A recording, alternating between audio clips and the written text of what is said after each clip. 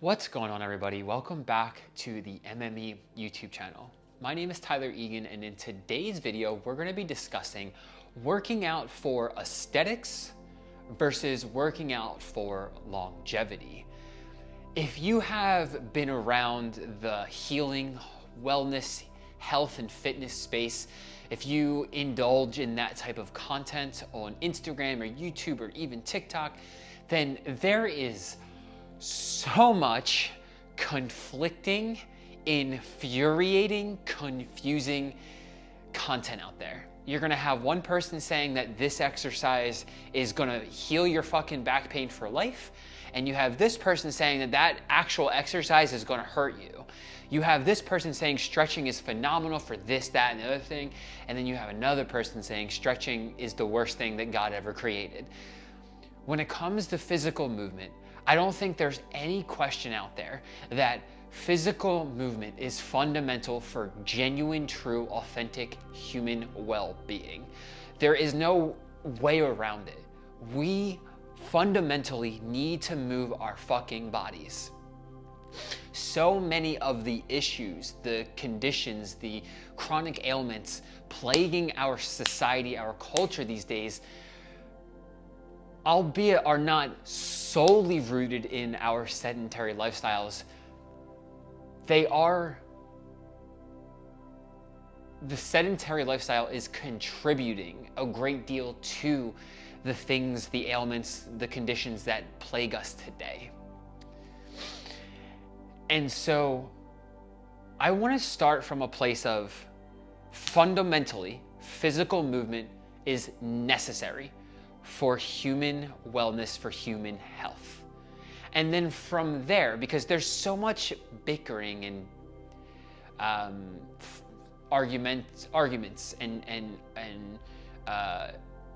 disagreement on the internet about what's right and what's wrong. And the truth is, none of it is inherently right or wrong. And the truth of it all is somewhere in the middle. There is an integrated place for you where you can find a balance between bodybuilding stuff and functional training and unconventional training and stretching and the asanas and yoga and yoga flow and just walking. Maybe you want to run a little bit, right? Maybe you want to cycle. Maybe you want to do a triathlon where you swim too. There is an integrated place. What that looks like for you specifically, I can't identify right now, but there's an integrated place where you can take all of these things and find the joy and find the value in all of them. We're gonna break some of that down today because bodybuilding training is inherently bad and functional training isn't inherently amazing, right? The truth of it all is somewhere in the middle, and people are so busy arguing about whose ideals are right when it comes to movement that the greater portion of society who needs just to move, like you all, get lost in the arguments and get lost in what everybody thinks is right. So let's talk about this, and let's talk about training for aesthetics, working out for aesthetics. So when we work out for aesthetics, like the sole focus is externally driven, right? We want the abs, we want the big butt, we want the big biceps, we want the big broad chest, the wide shoulders, the thin waist. We want the aesthetic appeal that is wired into the human brain to find attractive. Psychologically speaking, there are certain proportions that every human being finds attractive on the other sex. And honestly, for that matter, I am straight, but I see the sexual appeal from other dudes who have that V taper, right? That X type frame, who have proportioned shoulders to a more narrow waist and maybe a little bit wider legs to demonstrate, or to illustrate rather, the proportions and how they really amplify a man's figure.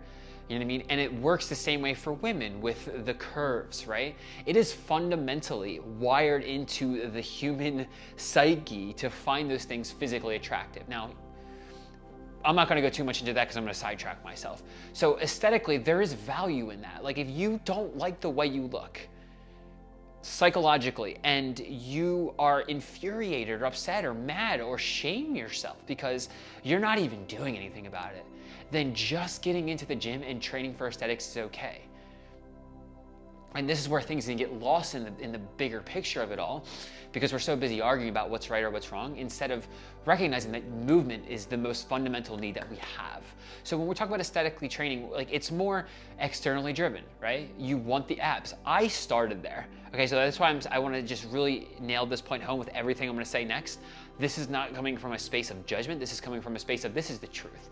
When you're training for aesthetics, it is more focused on isolation and restrictive movements. Think of your bicep curls, your bench presses, even your squats. While squatting in and of itself is a fundamental human movement, think about young children. I watch my little nephews, 1 and 4 years old, and they squat so easily, so fluidly, and they chill there like they're sitting on the shitter reading a newspaper. It is so inspiring to me to watch them. So I see that, I'm like, okay, squatting is a fundamental human movement. Kids naturally, intuitively do it without even being taught to do it, right? So I'm not demonizing the squat. What I'm saying is the squat is a very restrictive and isolated movement in the way that we do it in a traditional fitness sense, with the barbell on the back or the machines that lock us into place, right? If you do a hack squat machine or a leg press machine, because they mimic a very similar movement pattern, if you think about those machines for movement, they're very restrictive. Even the bicep machines, the lat pull down machines, cable machines not as much, but these machines that we have in the gym are very, very restrictive in movement patterns. I'm not saying don't do them. I'm not saying you should stop and quit tomorrow and overhaul your entire workout program. Please do whatever you find sustainable to do, and then begin to explore where you can. What I'm saying is these movement patterns that we practice in the gym are very restrictive. Your lats that you do the pull downs with on the machines are responsible for movement beyond just the pull down motion. They help rotate the shoulder, right? And so if we don't train these joints and the musculature and the fascial tissue in that fashion, we lose the ability to fluidly move those joints, those muscles, that fascia in a fashion where we don't injure ourselves, right? Like, think about the times that you bend over to grab a pencil and you throw your back out. It's a very minor, subtle movement you're doing. It's not like a pencil's heavy, but you throw your back out because your body, your fascia can't mold and adapt to the stimulation in real time rapidly because of all the muscles tensing up and pulling things in all these different ways. So we're training ourselves essentially, when we're only focused on aesthetics, to be very rigid, to be very restrictive, and be very isolated. There's nothing inherently bad about that. Again, training for aesthetics has its place, but it trains the body in a fashion that is not suitable for everyday life. Bicep curls are useful because you do pick things up this way, but how often are you isolating just the biceps? When you pick things up that way, if you're picking a child up, you're probably squatting down, you're using the full body to move, right? So that's where finding a blend of this all comes into place. Like the aesthetic-driven culture, the fitness culture at large, generally speaking here, because there are plenty of personal trainers and fitness enthusiasts out here who are not like this, but it's very driven in the hustle culture of our society, in the work harder, lose fat, build muscle. When we're talking about losing fat, you're inherently saying lose a part of yourself. What I'm not saying when I make those statements is that you should stay overweight, obese, and fat forever, especially when you don't enjoy looking or even feeling that way. Not saying that at all. But the part of you who put on the weight is a psychological story, a psychological framework you have adapted.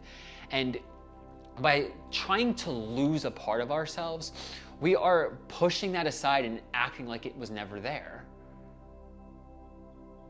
We have to integrate that part of ourselves, right? Take the negativity of gaining all of the weight. Take the shame and alchemize that energy. Don't shun it. Don't shame it further. Feel the guilt, feel the sadness, feel the negativity, and alchemize it. Don't shame it and push it away and suppress it, right? It's just the way these things are worded really it invites us to see things as this or that rather than both and. I'm not saying don't lose the weight. Please, I really can't emphasize that enough. What I'm saying is don't lose that part of yourself, integrate it. When we're solely focused on aesthetics, and I'm really talking about the general fitness culture at large, right? It really is it's saying that we need to move more and eat less. And what we need to find is a healthy, harmonized, cohesive relationship between movement and rest.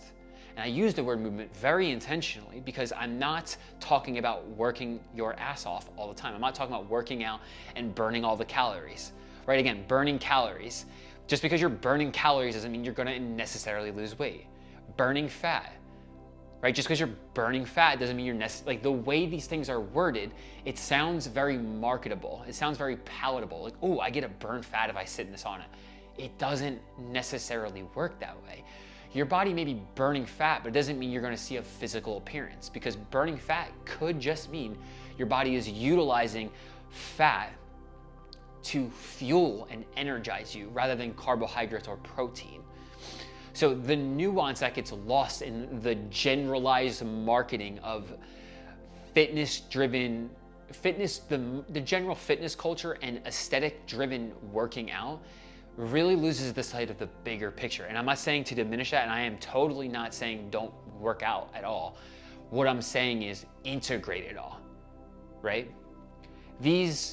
That type of training, that type of working out is really focused on just moving weight rather than moving with weight, which brings me to the next section I want to kind of tie in here, where the aesthetic bodybuilding, typical general fitness culture meets the more functional style training, and they clash is where the functional training is moving with the weight a little bit more. You see kettlebell movements, steel mace flow, things of that sort. Rather than just trying to curl that dumbbell, you're doing a kettlebell swing where you're not muscling the movement, because if you do, you're gonna start hurting yourself. You are guiding the weight and moving and flowing with the weight rather than just forcing it, right? If you're trying to deadlifts and kettlebell swings, damn near identical movement patterns, fundamentally speaking, because they're both hip hinges. Where the discrepancy comes in is the type of movement and like the velocity of your body throughout it. Deadlifts you're just sheer force production. You're just trying to muscle as all that fucking weight. Kettlebell swings, you are explosively moving in a hip hinge pattern where you're moving with the weight rather than forcing the weight up. Again, both have their place. However, they create different stimulus within the body, and it causes your body to be able to handle different things. The concern with functional training can be it's complex and it requires more body awareness. So it's not something that's very easy for one of you who are working a 9 to 5 to just pick up and start doing, right? So you start running into this struggle of, I want to do it, but like it looks like it's going to hurt me, right? So there's the potential of injury there. If you don't have the proper guidance or the proper body awareness or enough body awareness to start practicing functional movements, like the kettlebell swings is just the most fundamental one I can think of off the top of my head. If you don't have that level of body awareness, the risk of injury is a very real thing, and it's a very real concern and worry, right? When you see, like if you ever see one of my workouts, if you want to follow me on Instagram or YouTube or anywhere else, you'll see them. My name is just Tyler Egan on all platforms. I do some really weird shit. I say weird because to the average gym goer, it looks odd, right? I'm doing all of this fancy schmancy looking stuff, and if I had watched myself 5 years ago when I was just starting my personal training career, I would have thought the things I was doing, the exercises and movements I am doing currently now, are unnecessary, right? Because there's just so much dynamicism to it all. There's so much complexity to the movement. And when your body's not ready for it, it can be challenging, and the risk for injury is very real. Right? There's a lot less isolation in functional training because you're connecting movement, and the movement is more fluid. It's more flow-like, right? It's more full body focus and more full body integration. And even within the functional fitness space, we can start to talk about things like the asanas in yoga. And I say it like that because yoga really isn't just the exercise that we know about in the Western culture. The positions, the asanas, the stretches, they have their place too. Having ample muscle length is very useful in certain circumstances. It's just about training your body to be able to handle the different stimulation, right? Again, you're gonna find people, if you stay around in the health, wellness, fitness space for long enough, who are gonna say stretching is stupid or pointless or whatever wording they use, because I don't wanna put words in anyone's mouth here. But essentially what you're doing when you're stretching is you're training your body in a lengthened position. The problem is, the problem can become if your body can move through a full range of motion with weight, right? Like shoulder rotation isn't bad. You'll hear people say that internal rotation is bad in the fitness space. Internal rotation is something the shoulder naturally does. It's not necessarily bad. The issue becomes we can't handle, generally speaking, rotation with load in our hand. So if I put a weight in my hand and pull down and I have shoulder issues, that's gonna fucking hurt, you know? So it's the nuance that gets lost between the battles of fitness influencers and fitness culture at large, loses sight of there's a place for all of it. And where aesthetics and functionality can really meet is what I'm just gonna call longevity. Because we can train for longevity, which is an inside-out focus, where in training for aesthetics and training in the traditional fitness culture appeal, when it's focused solely on working harder, eating less and moving more, right? Grinding, right? Losing fat, building muscle. When that's the sole focus, it really trains us for either continued or further nervous system dysregulation.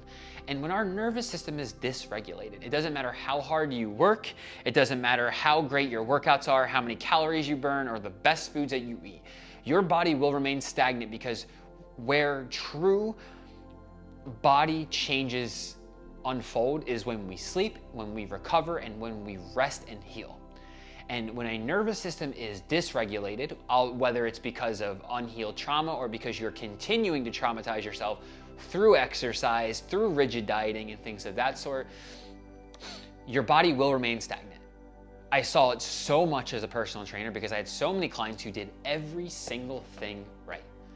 Diet, calories, all the things, and they still didn't lose weight because their nervous system was dysregulated.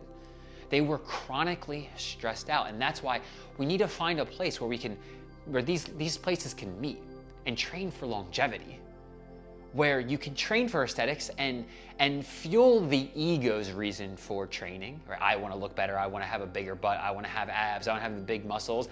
I totally do that sometimes. Like, I can't imagine, when I first started training, I wanted a six-pack. I got there, and I can't imagine not having a six-pack anymore. There is a level of egotism that we can play with here. Notice I'm saying play with, not become attached to. Right? So finding that equilibrium, that harmony between the two. So we train for longevity, we train for the ego's why, and we train for the soul why, for vitality, right? So that we are 95 and we feel the fuck alive, not like a goddamn zombie. So when we train for longevity, it's more integrative movements and it's more intuitive, where, you know what, maybe you have a workout scheduled, but you're not feeling it that day because your body's tired, maybe you didn't sleep well, whatever it is, you're drained from work, whatever it is, you decide that, you know what, movement's important. It's about the movement, it's not about the workout itself. So I deload, meaning I don't work out as intensely that day. I just do some more fluid movements. I just walk for a little bit. You know, you do something more restorative. You do some stretches, some mobility work. You do a yoga flow, rather than pushing yourself to grind your face off because weight loss. Fuck that.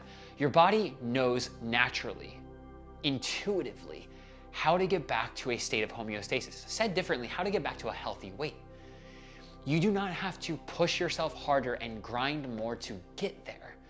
That's why Working out for longevity is about integration. It's about intuition and listening internally and following the natural ebbs and flows that come along with this journey we call life. It's about moving weight and moving the weight. It's about moving with the weight, and moving the weight. So finding that balance between doing connective movements, where you do a squat to a press, a deadlift to a row, maybe something more dynamic and crazy like you'll see me do sometimes. Or just do your bicep curls, do your ab crunches, right? Go for the run. Do these things that are a little bit more isolation and restrictive. Do the lat pull down machine too, because you like the way it feels.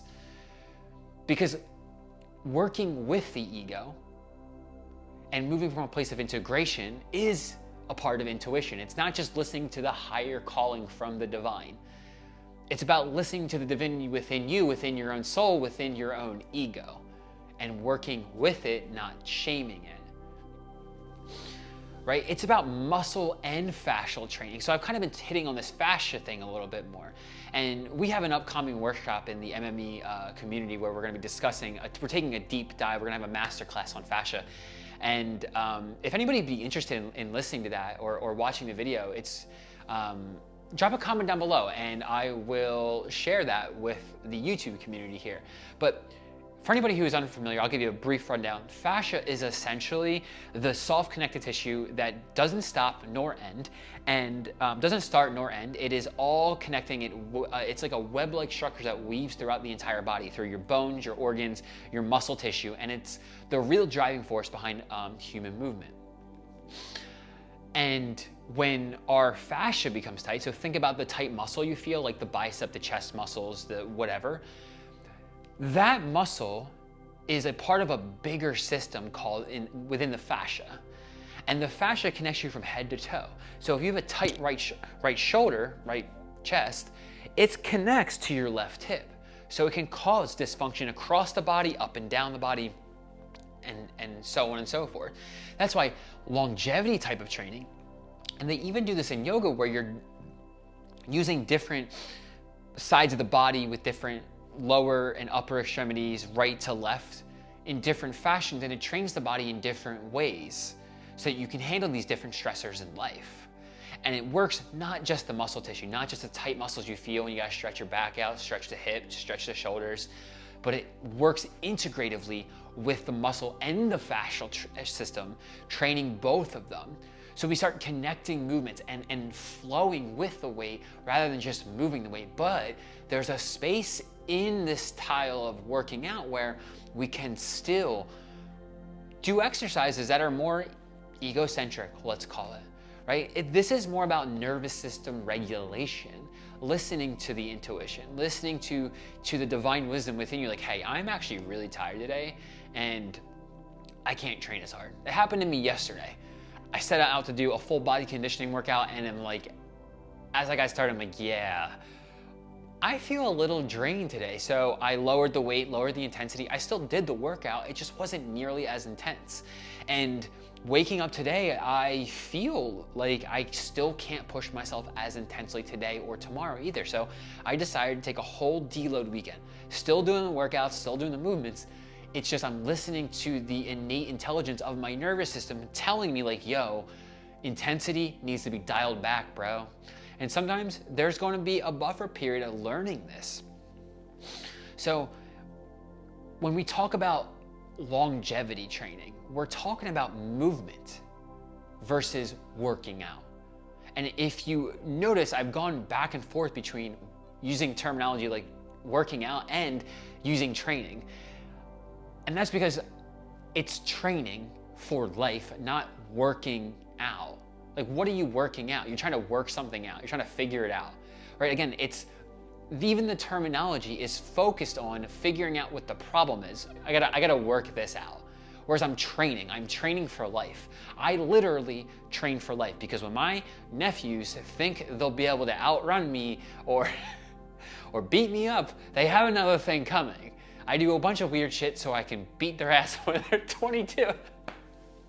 So, it's training for life. It's about movement. and training for what life has to offer you and what life throws at you, rather than working out whatever it is that you need to figure out. Okay, y'all, I'm gonna wrap it up there because there is so much more I could talk about here. Like, if you guys want to talk more tactical, like, okay, this is good. I like the idea of working out for longevity versus working out for aesthetics or just doing functional training. If you want to talk about what that looks like a little bit more, like tactically speaking, actionable steps, drop a comment down below and I can make another video diving deeper into that topic a little bit more.